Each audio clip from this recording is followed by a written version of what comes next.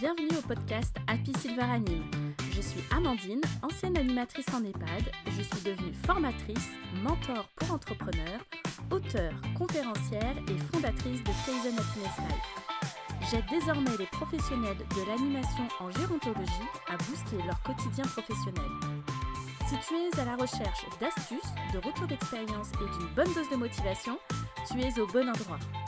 Seule ou avec mes invités, je te partage mes Happy Silver Tips pour t'inspirer, t'aider à être une animatrice au top et contribuer à une vie plus fun pour les seniors que tu accompagnes. Alors bienvenue et c'est parti pour l'épisode du jour.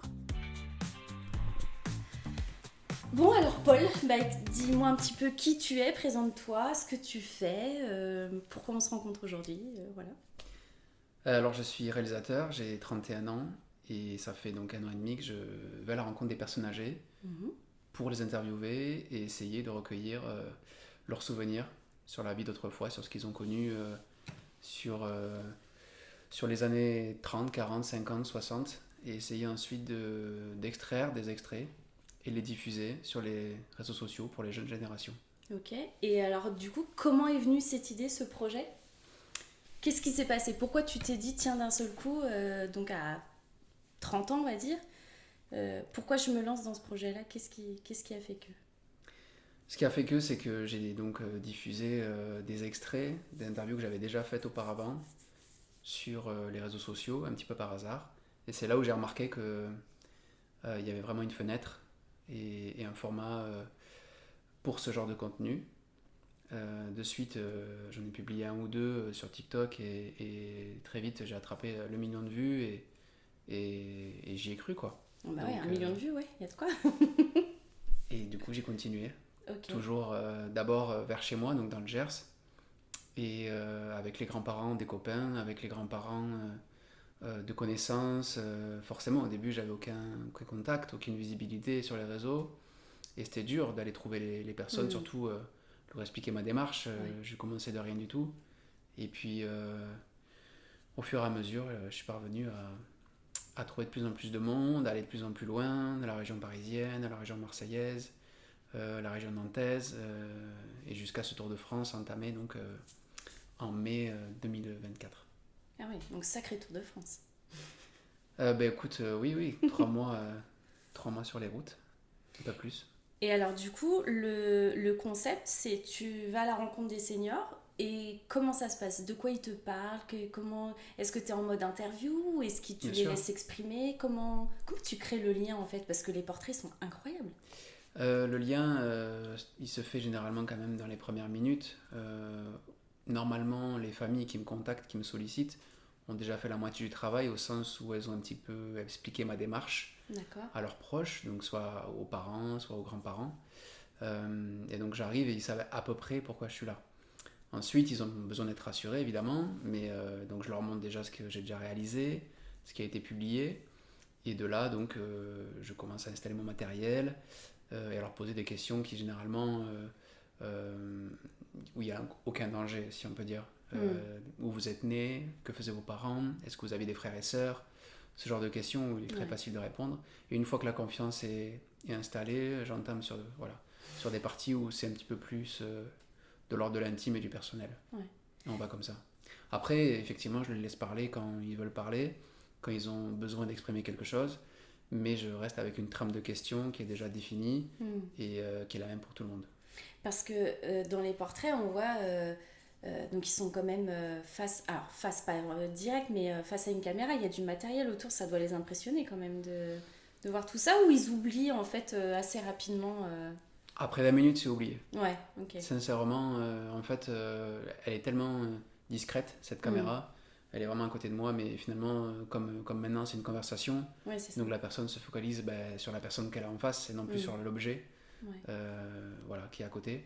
Donc vraiment l'échange devient naturel et très vite, très vite c'est oublié quoi. C'est génial. Et alors parmi toutes ces rencontres, donc ça représente à peu près combien de personnes ? À peu près. Filmé depuis le début du projet ? Ouais. 200, aujourd'hui c'était la 241e personne. Ah ouais, ok. Et parmi ces plus de 200 portraits, quels seraient les moments qui ont été le plus marquants pour toi ? Oula, là, tu me poses une colle, il faudrait que je refasse le chemin arrière. Bah, il y a des personnes qui sont déjà décédées depuis, donc forcément ça marque. Les personnes qui sont parties, on se dit bah, la chance qu'on a eu de les rencontrer au bon moment, à ce moment-là. Il y a les personnes qui ne voulaient pas parler, puis finalement se sont livrées, qui ont dit des choses que les familles ne savaient pas. Souvent, c'est quelque chose aussi pour moi de gratifiant, quoi. J'ai l'impression d'avoir été utile et d'avoir proposé quelque chose voilà, qui va d'avoir apporté, quoi. Et puis il y a tous ces moments aussi avec les personnes qui ont envie de partager pour le coup et vraiment qui jouent le jeu et tout du long de l'interview elles comprennent la mécanique et elles me disent voilà, est-ce qu'on va pas trop vite, est-ce qu'il faut revenir sur ça, est-ce que je donne assez de détails, et là vraiment c'est des interviews qui sont super agréables parce que la personne en face joue le jeu, elle a compris comment c'était son biopic, sa biographie, et là on s'amuse et on va creuser dans les souvenirs parce qu'il y en a énormément, quoi. Bah, tu m'étonnes. Et pourquoi j'entends qu'il y a eu quelque chose à un moment donné, déclic, mais pourquoi les seniors? Ben, je te dis, je pense que j'ai toujours... au départ, je voulais faire infirmier. Donc, je pense que ça vient un petit peu de là. Mais je voulais faire infirmier, non pas pour l'aspect médical, mais plus pour l'aspect humain. Okay. Et c'est pour ça que j'ai arrêté, parce que ça ne me convenait pas. Mais je pense que ça venait de là. Et j'avais fait des stages en maison de retraite. Et déjà, j'avais peut-être cette fibre-là, de m'intéresser à ces époques que moi, je n'avais pas connues. J'avais cet attrait pour l'ancien, au sens historique évidemment, hein, et pour l'autre, puisque je pense que mon frère et moi, on a baigné un petit peu dans le social, et mes parents étant dans le social tous les deux, donc je pense que ça aussi, ça m'a porté vers tout ça. Et puis encore une fois, l'amour inconditionnel pour mes grands-parents, des deux côtés, forcément. Ça je suis d'accord. Il y a des choses comme ça qui font que... Et du coup, tu fais quoi là en ce moment? Puisque là, tu nous as parlé de 241 portraits, tu as fait ton tour de France, donc là, il se passe quoi maintenant? J'ai pas fait mon tour de France, il me reste un jour, techniquement. Donc il me reste encore une dernière interview demain, ça sera la 242e. Et après ça, qui dit tournage dit montage, donc je vais m'embarquer dans 5 à 6 mois de montage, puisque je suis tout seul à mener ce projet, donc il faut maintenant que je fasse le montage et que je restitue toutes les interviews aux familles et aux personnes qui m'ont sollicité. Et puis qu'ensuite, j'exploite vraiment ces interviews pour les réseaux sociaux. Toujours pareil, que je puisse en extirper le maximum et que je puisse publier des extraits qui puissent intéresser les jeunes générations et les autres évidemment aussi, mais surtout les jeunes. Voilà, sur tous les réseaux sur lesquels je suis et les formats, les formats qui puis des formats différents, quoi. Donc les podcasts, les vidéos longues, les vidéos courtes. Ouais. Et je t'entends dire les jeunes générations. Donc en fait, ton projet, c'est à la fois d'aller collecter le souvenir, la parole du senior, et en même temps, il y a un message de transmission aussi, de partage. Ouais. Bien sûr, c'est la clé. Pour moi, c'est la clé que ça puisse, qu'il y ait un relais en fait, et surtout qu'on puisse éventuellement, c'est peut-être une grande ambition, mais restaurer le lien qui a été un petit peu cassé entre les anciens et les jeunes.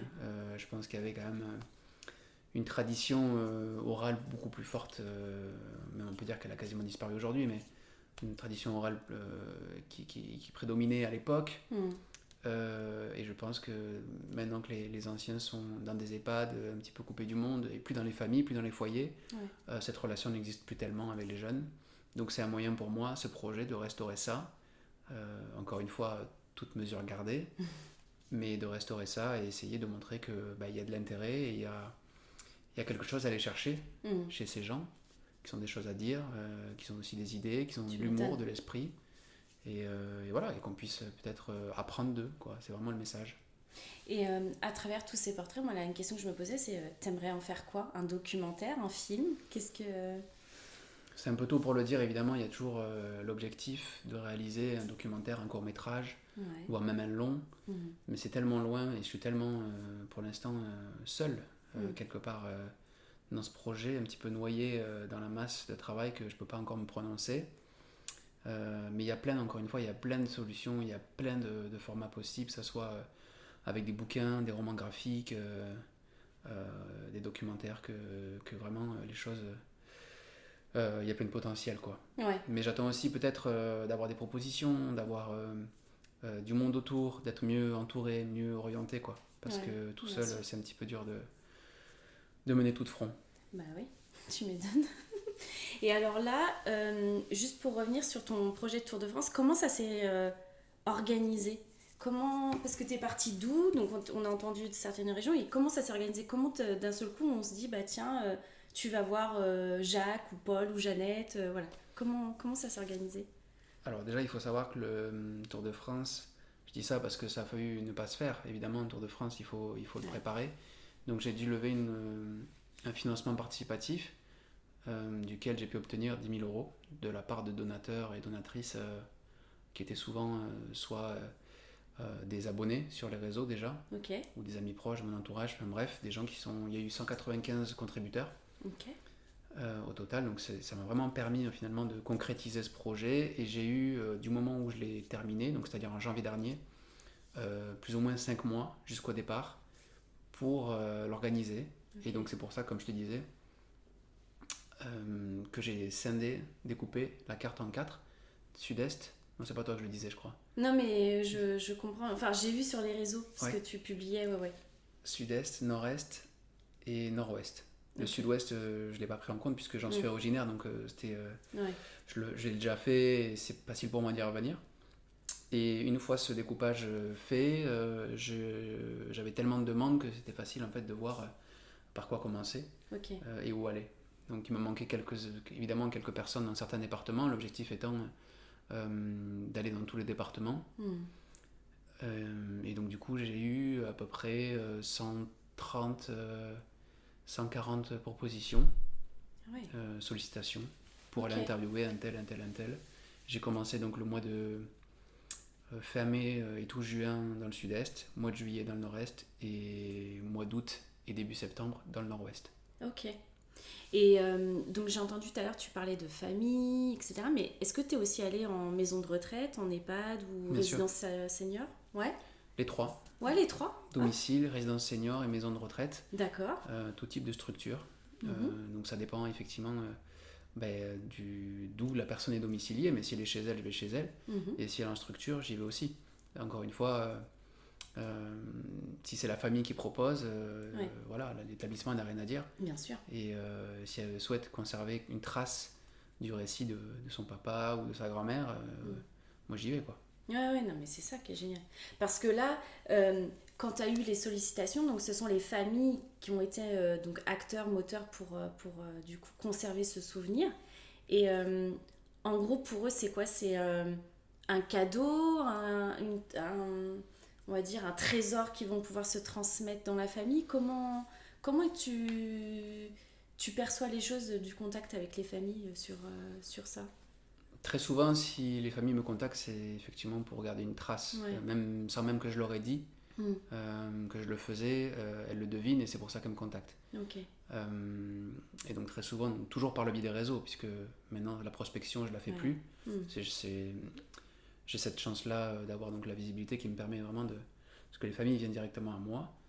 Et effectivement, après la remise donc, de l'interview à la famille, j'ai le sentiment que pour elles, c'est quelque chose qui va pouvoir se transmettre à des enfants, à des petits-enfants qui sont pas encore en âge de le visionner Ouais. ou de le comprendre. Mm. Et même voilà, pour les mamans, pour les petites filles, ou les petits, enfin pour toute personne finalement Ouais, ouais. qui regarde cette vidéo, de se souvenir d'avoir quelque chose, j'ai envie de dire d'éternel, entre guillemets, Mm. qui puisse se conserver, se voir et se revoir de quelqu'un qui va bientôt disparaître malheureusement. Oui, oui, bien sûr, oui. Oui, parce que, enfin, je veux dire, c'est pas que une photo, c'est pas que juste le son d'une voix ou quoi. Là, c'est carrément l'image et c'est partager des tranches, des morceaux de vie, quoi, qu'ils ont vécu. Et comme tu disais tout à l'heure, parfois qu'ils n'ont jamais partagé à un moment donné avec leur famille. Et puis là, il y a ce truc-là qui est transmis, quoi. Bah, c'est quelque chose de, effectivement de tangible, donc qui peut rester dans le temps, qui est vraiment C'est fort. immortalisé, Mm. et de fait donc de la vidéo, on est vraiment voilà, immergé, et c'est ça qui est fort aussi, c'est de pouvoir se souvenir des yeux et du sourire ou de la voix Ouais. de son ancêtre, de son aïeul, et conserver ça et le montrer, ça n'a pas de prix, quoi.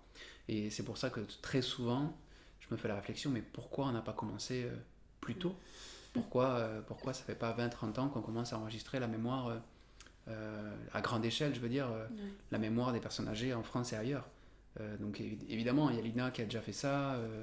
Je me rappelle, j'ai eu connaissance de l'émission de Pierre Bonte aussi à l'époque. Mais du moment où on a eu les appareils d'enregistrement capables, sophistiqués, je comprends pas comment on n'a pas entrepris ça, tu vois. Et je trouve ça dommage parce que moi, ce projet-là, il arrive beaucoup trop tard vis-à-vis de Pourquoi l'histoire. Pourquoi trop tard? Parce qu'on a perdu énormément de choses sur le XXe siècle déjà. Je veux dire, j'aborde des chapitres qui concernent les années 30, 40. C'est des enfants qui étaient gamins à l'époque.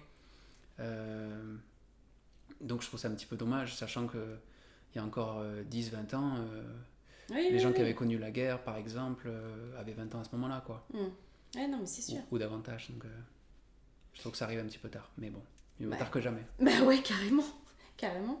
Et est-ce que dans les interviews que tu as aussi, est-ce que vous abordez des fois les changements, les transitions clés sociétales? Par exemple, j'ai un souvenir quand moi je travaillais en EHPAD, on avait fait un livre où on collectait des souvenirs sur la condition féminine ou des choses comme ça. Est-ce que aussi tu as ce partage de souvenirs ou de vie quotidienne, par exemple les nouvelles technologies qui arrivent, est-ce que ça ils te le partagent aussi? Est-ce qu'ils donnent aussi leur regard sur le monde d'aujourd'hui? Bien sûr. L'interview est divisée, on va dire, en 3 grandes parties. Dans la première partie, c'est l'enfance. Ok. C'est vraiment l'éducation, le contexte familial, la guerre, puisque l'on a vécu très jeune, évidemment. La deuxième partie, c'est plus axé sur le mariage, la vie professionnelle, les Ok. enfants. Et la troisième partie, c'est vraiment axé sur justement cette transition, cette révolution du monde tel qu'ils l'ont connu. Et j'essaie de les amener sur comment ils perçoivent la société d'aujourd'hui, comment ils s'y sentent, Ouais. quels changements les ont Marqués. plus marqués. Et on discute un petit peu de ça. Donc C'est là, pour génial. le coup, c'est vraiment une discussion, puisqu'il n'y a pas vraiment de cadre. Oui, oui, oui. Ils réagissent à chaud pour le coup, sans vraiment être préparés. Donc, Ça doit faire des souvenirs de dingue. oui. Il y a des échanges assez houleux parfois. Mais encore une fois, c'est à chaud, quoi, c'est à vif. Bah oui. Bah Donc oui, les oui. gens se réagissent parce que voilà, ils sont en colère, parce qu'ils comprennent pas, ou parce que ils ont vu ça et que ça n'existe plus, ou voilà, des choses, il y a de Ouais. tout, quoi, il y a de tout. Donc, Ouais, c'est aussi ça qui fait le monde, quoi. Donc c'est beau, c'est chouette. C'est chouette. Ok. Si on veut te suivre, où est-ce qu'on te retrouve sur les réseaux? Si on La veut première, découvrir aussi peut-être ton travail, tout ça. ouais, la première vitrine, donc c'est Instagram, Mhm. donc des extraits courts, et puis derrière suivent Spotify pour les podcasts et YouTube pour les versions un petit peu plus longues. Ok. Et puis voilà, pour l'instant c'est tout, mais c'est déjà pas mal parce que Ouais. ça demande pas mal de... Ça fait du boulot aussi, quoi. Ouais, énormément de boulot. Mm. Mais encore une fois, c'est un projet qui se lance, donc faut savoir se mettre un petit peu de côté en attendant que les choses prennent, et j'espère que voilà, le projet va pouvoir continuer aussi, parce que rien n'est moins sûr. C'est quoi là du coup l'avenir? Comment tu vois les choses? Déjà terminer donc toute cette série Ouais. de montages, et puis ensuite essayer de trouver des solutions de financement, D'accord. vraiment trouver des partenaires, des sponsors qui puissent, du privé essentiellement, qui puissent me soutenir, et de façon à ce que je puisse continuer à la fois donc, avec les générations qui vont suivre, Ouais. mais aussi à l'étranger. J'aimerais bien Ah ouais, commencer à aller génial. en Angleterre, en Pologne, en Espagne, en Italie, où il y a des choses vraiment aussi à raconter, Tu et m'étonnes. monter une équipe pour ça. Donc avoir des motion designers, des historiens, des traducteurs, des journalistes, des historiens, et qu'on puisse mener ce travail aussi de front tous ensemble, et qu'on puisse bâtir quelque chose tu vois, dans le pérenne, et que ça puisse libérer la parole davantage, quoi, Ah, c'est génial. sur toutes ces questions-là. Ok. Donc c'est pas forcément que la guerre, hein, c'est vraiment... Non mais la vie, Ouais, non, mais vraiment, ouais, effectivement, les tous événements. ces changements. Bah ouais. Bah ouais. La Et façon dont on vit les choses. Hein. voilà, mais je pense voilà, il y a encore beaucoup de boulot, et puis finir ce Tour de France aussi, parce qu'il n'est pas terminé. Il sera terminé donc normalement au printemps prochain, où je devrais partir aux Antilles et à La Réunion. Trop bien. Et en Corse, pour terminer le Tour de France entamé en mai dernier. Super. Merci beaucoup. Merci d'avoir été là, d'avoir écouté cet épisode de podcast. N'hésite pas à t'abonner et à me laisser un 5 étoiles. Et je te dis à bientôt pour un prochain épisode. Bye!